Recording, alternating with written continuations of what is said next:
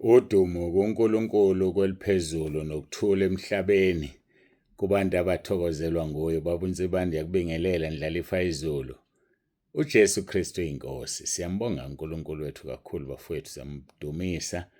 Akekho njengaye, akekho ufana naye. Sibonga usuku lwanamhlanje, usuku lwethu lokuqala emkhosini wokubonga. Siyambonga uNkulunkulu ngezinto eziningi asenzele zona.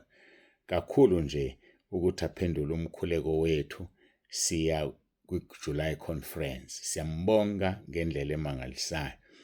Nokuthi nje waba nathi ezinkonzweni, wanibiyela, wanivikela. Siyambonga uNkulunkulu kakhulu. Sihlanganiseni amazwi ethu simbonge, simdumise uNkulunkulu. Ngoba akekho njengaye futhi akekho ofana naye. Hayike bekuyisingeniso leso sikaBaba uNsibande. Siyambonga kakhulu uNkulunkulu. Ngiyethemba-ke kunabantu abasebekuthintile ngenxa yokungalaleli inkonzo abangazi ukuthi sisemkhosini. Kunjalo kona, kunjalo nje. Ngitshelwe ngaso leso sikhathi, nami ngase ngiyawumemezela, ngawukhulekela ngaso leso sikhathi, so sikuwo njengamanje. Sigijima nawo. Siyambonga uNkulunkulu wethu. Sizoqhubeka-ke nenkonzo yethu. Inkonzo yethu esiyitholayo laphaya kuMathewu chapter 5. Iyona le nkonzo yethu esizoqhubeka nayo. Asinayo enye, iyona kuphela.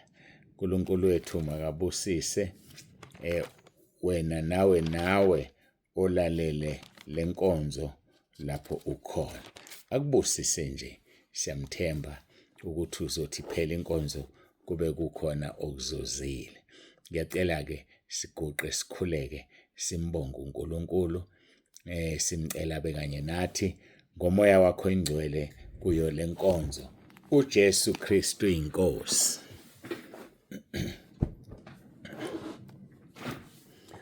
Baba ongcwele, Baba olungileyo, uNkulunkulu wethu onomusa, umhlaba ungowakho nokugcwala kwawo, izwe nabakhileyo kulo. Ngokuba wena wawusekela phezu kwezilwandle, wawumisa phezu kwemifula. Ingakho Nkosi usibuza ukuthi ngubani oyokhuphukela entabeni yakho, ubani oyokwakha endaweni yakhe engcwele na, aze ame kuyo. Siyazwe ezwini lakho Nkosi, Hubo 24, ukuthi lowo nezandla ezingenacala nenhliziyo ehlanzekileyo ongaphendulela umphefumulo wakhe emangeni, nongafungi ngenkohliso. Siyabonga uNkulunkulu wethu lowo muntu okwamukela isibusiso kuwe.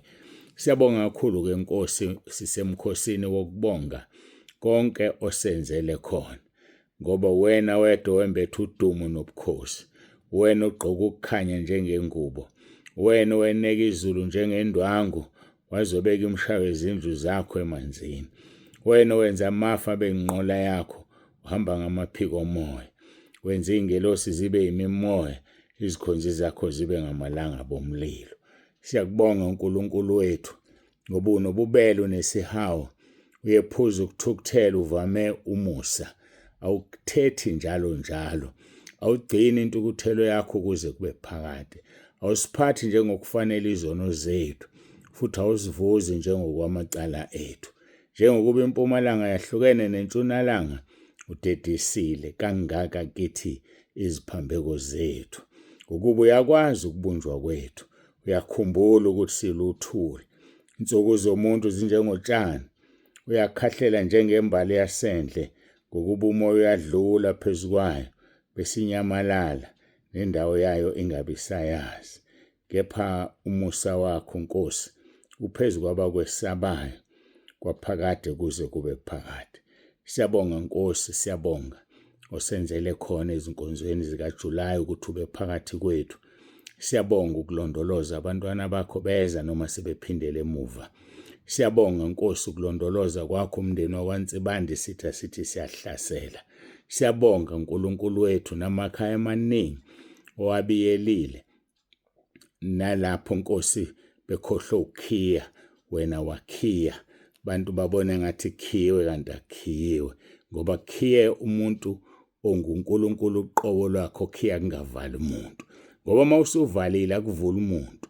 Mawusuvulile futhi akekho ovalayo. Siyabonga uNkulunkulu wethu iba nathi-ke kule nkonzo siyacela siyanxusa ngegama elinamandla lenkosi yethu uJesu Kristu ophilayo. Ngithi uJesu Kristu inkosi. uJesu Kristu inkosi.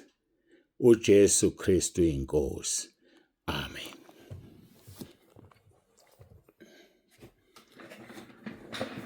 Ayike siyambonga uNkulunkulu kakhulu bafowethu, kakhulu bangcwele. Siyamdumisa uNkulunkulu wethu. Sizoya-ke laphaya ezwini lethu. Uxolo esilithola kuMathewu chapter 5 sikuverse 13. Mathewu chapter 5 verse 13. Nina ningusawoti womhlaba. Kepha uma usawoti edumele, ubusawoti bovuswa ngani na? Akasasizi lutho kuphela ukulahlwa ngaphandle anyathelwe ngabantu. Mawusulahliwe usawoti, awunyathelwa abawulahlile. Awunyathelwa abasekhaya la ulahlwe khona. Kodwa unyathelwa ngabantu abadlula ngendlela.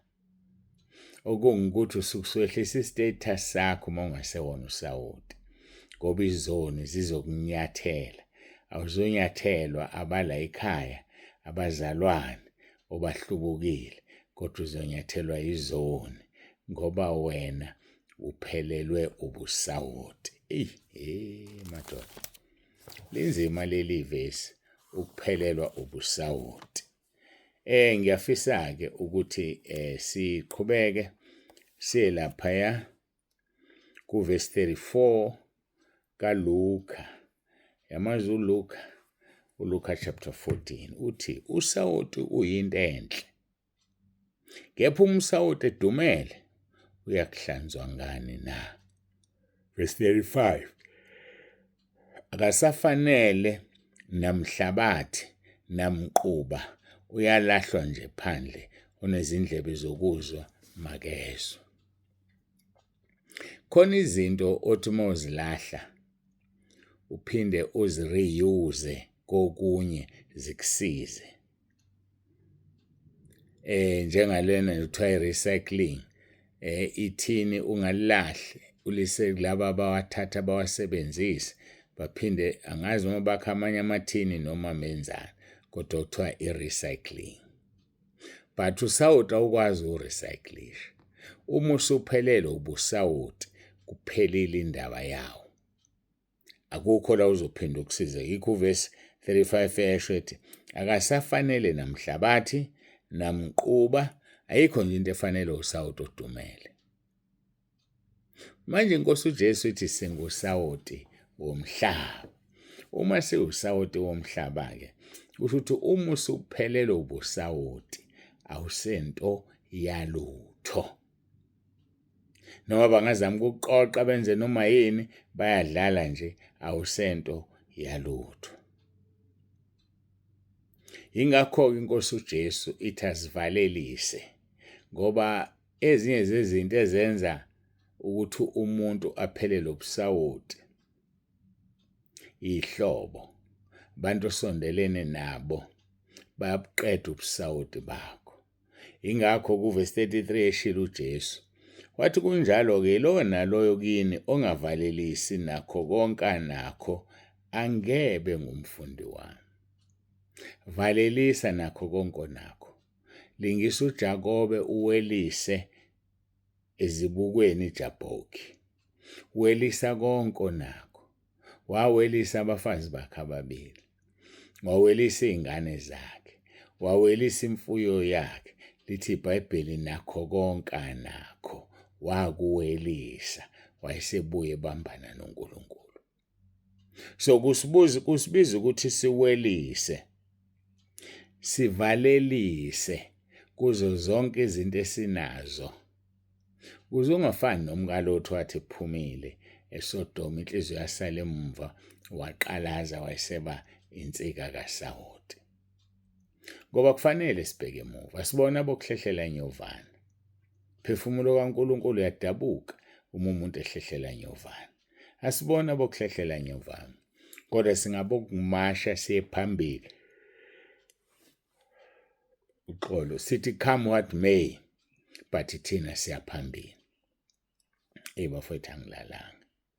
Ikho nje kwenzeka kanje ngizamula ngalendlela angilalanga. Boka nje mangibona ngizamula kusho ukuthi ubuthongo buyabuya-ke manje. Kodwa-ke ngenhlanhla ngi-alert as ever enkonzweni. Bungabuya nje bushaya umzimba mina ngi-alert. So-ke ubusawoti mase budumele ayikho into yokuvusa, awuvuswa ngalutho. So mase usawoti womhlaba asingavumi ukugwinywa umhlaba ngoba sinikezwe amandla phezu komhlaba ukuba sibe ngusawoti. Kuze kube mnandi ukuhlala emhlabeni kudingeka wena nami. Mase ingekho ngeke kube mnandi ukuhlala emhlabeni. Uyadingeka nami ngiyadingeka. Funa ubusawoti bethu budumale bese siba useless. Khona abantu aba-useless. Abanye bakhona la ekhaya lezi, they are just simply useless. Ngoba babe usawoti base beyadumala. So babhizi-ke njengamanje benzani? Bazama ukudestroy ikhaya lezo. Kukhona omunye ngeke nganitshela ngayo. Obekhokhisa abantu ababhukhisa, angazi uma bakhona nabavela abantu asebake bakhokha kulo. Uma ufuna ukubhukhela uVumizono ethi bhukha kuye, angazi malini ukubhukha, ebachaje imali. Ngamkhipha-ke, ngambloka. So-ke uyazama indlela afuna ngayo ukubuya, ukuthi wayeseyibonile imali ayenzayo la kumina. Ufuna ukubuya, ngiyambona, bese ngenze njani? Ngimrejecte ngoba kufanele umuntu uma ebuya ngelink idlule kimi futhi ukuthi mina ngiyavuma lo muntu abuye noma ngivuma. So khona abantu-ke abayilolo hlobo abazela ukuzodestroya. Asebenibalile babuka imali abangayenza ngani. Yabona nje abawu-20 bebhuka ngibanikeza ama-date befuna uVumizono. Yayibona lo nto uyabala nje, niwazi ucalculator, ufuna ukuya ngakuyena. Akazi sikhonza uNkulunkulu ophilayo.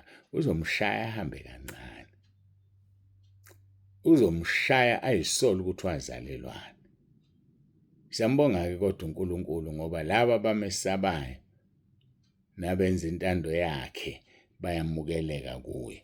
Mesabe wenza intando yakhe uzomukeleka kuye.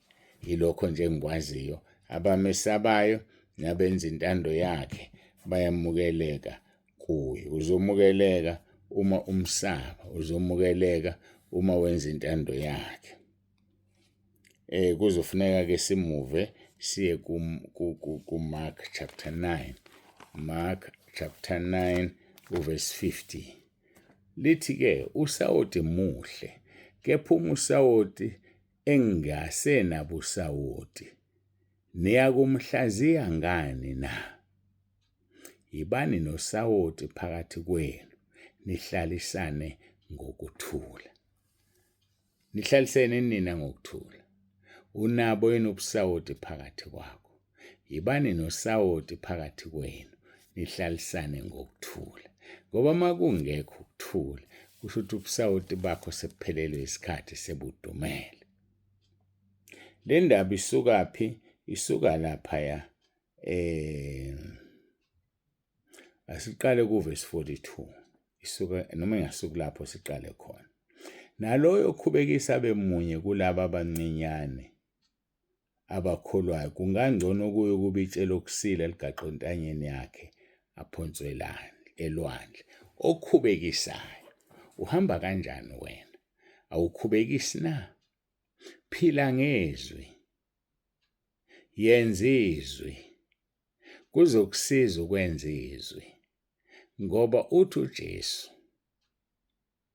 kuJohn 7:38, okholwa njengokusho kombhalo, eswini sakhe kogobhoza imfula yamanzi aphilayo. So umuntu uma ehlangana nawe uzophila ngoba uhamba ngezwi. Kodwa okhubekisa bemunye kulabo abancinyane abakholwa kungangcono kuyo ukuba itshelo lokusila ligaqwe entanyeni yakhe aphonswe elwandle. Ukusila-ke ukugaya, itshelo lokugaya. Kwake gaya ummbila kuphuma isinkwa sombila, kugaywe lokhu nalokhu. Uthi kuverse 3, uma isandla sakho sikukhubekisa sinqume. Kungcono ungene ekuphileni uyingini kunokuba uye esihogweni emlilweni ongacimekiyo unezandla zombili. Into ekukhubekisayo uhlukana nayo. Umuntu okukhubekisayo umyeke. Verse number 44, lapho impethi yabo ingafi. Wathi umlilo ongacimekiyo ungene khona izandla ezimbili. Sekuthiwa-ke lapho impethi yakhona ingafi nomlilo awucimi. Awucimi umlilo walapha. Ayifi impethu yalapha. Mawufika nje nawe ufana nezinkuni, akuzucisha ngoba sekungene wena. No, kovutha kakhulu kahle hle ngoba sekungene wena owaziyo kodwa ufuna ukwenza izwe. Athi-ke verse 45, umunyawo lwakho lukukhubekisa lunqume. Kungcono ungene ekuphileni ulunyonga kunokuba uphonswe esihogweni emlilweni ongacimekiyo uzinezinyawo zombili. Ngoba esihogweni lapho impethu yabo ingafi nomlilo ungacimi. Eyizwa lonto. Uma nje unyawo lwakho lukukhubekisa lunqume. Verse number 47, uma iso lakho likukhubekisa likhiphe, plug it out. Kungcono ungene embusweni kaNkulunkulu neso linye kunokuba uphonswe esihogweni namehlo amabili. Verse number 48, lapho impethu yabo ingafi nomlilo ungacimi ngokuba bonke bayagqonyiswa ngomlilo. Sethi kuverse 50, usawoti muhle, kepha uma usawoti engasenabo ubusawoti bawo niyakumhlaziya ngani na? Ibani nosawoti phakathi kwenu nihlalisane ngokuthula. Ilokho inkosi ekufunayo. So mayithi singusawoti wezwe, senza izwe lihlale ngokuthula. Senza izwe lihlale ngokuthula nekhaya lakho libe nokuthula ngenxa yomntwana kaNkulunkulu ophila khona. Angazi ukuthi buyo kanjani umhlaba kube sonke simkhonza uNkulunkulu. Buyoba isimangaliso. Siyambonga uNkulunkulu wethu kakhulu, siyamdumisa abangcwele. Ningusawoti womhlaba. Uma usawoti edumele, buyovuswa ngani ubusawoti na? Usawoti muhle, kepha umsawoti ungasenabo usawoti niyakumhlaziya ngani na? Ibani usawoti phakathi kwenu nihlalisane ngokuthula. Kunjalo-ke ilona loyo kini ongavalelisi nakho konke anakho angebe ngumfundi wami. Usawoti uyinto enhle, kepha usawoti edumele uyakuhlaziya ngani na? Akasafanele namhlabathi, akafanele namquba, uyalahlwa nje phandle. Unezindlebe zokuzwa makezwe lokhu umoya akukhulumayo ebandleni.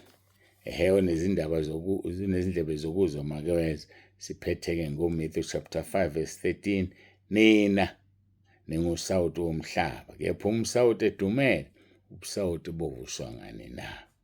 Akasesizi lutho kuphela ukulahlwa ngaphandle anyathelwe ngabantu. Siyambonga uNkulunkulu kakhulu ngale nkonzo. Ngiyacela sigoqe sikhuleke. Wena usuzophendula umbuzo ukuthi uyini phakathi kwabantu? Uyusawoti na? Uyakuletha ukuthula phakathi komndeni? Uyakuletha ukuthula emsebenzini noma wena oqovayo uxabanisa abantu? Wena uzazi kangcono. Mina sengiyaguqa ngiyathandaza. Sibonga inkosi ngaleli thuba nangenkonzo. uJesu Kristu inkosi. Baba wethu sezulwini, uNkulunkulu wethu onomusa, siyathoba phambi kobuso bakho. Siyezwa Nkosi ukuthi siwusawoti womhlaba. Siza kube yilona loyo Nkosi lapha ekhona kube mnandi, lapha ekhona kube nokuthula ngoba uyena oyolisayo.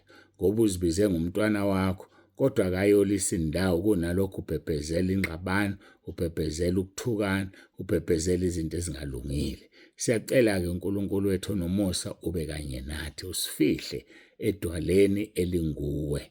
Sibe usawoti emhlabeni, sibe usawoti womhlaba ukuze abantu bakukhonze kahle. Sikhulekela ke Nkosi umkhosi esikuwo already baqinisa abantwana bakho. Wamukela ukubonga kwethu, ubusise kube yilona loyo khuleka umkhuleko wokubonga. Udumo lonke lungolwakhe izikhathi zingakabibikho namanje kuze kube phakade. uJesu Kristu inkosi. uJesu Kristu inkosi. uJesu Kristu inkosi. Amen.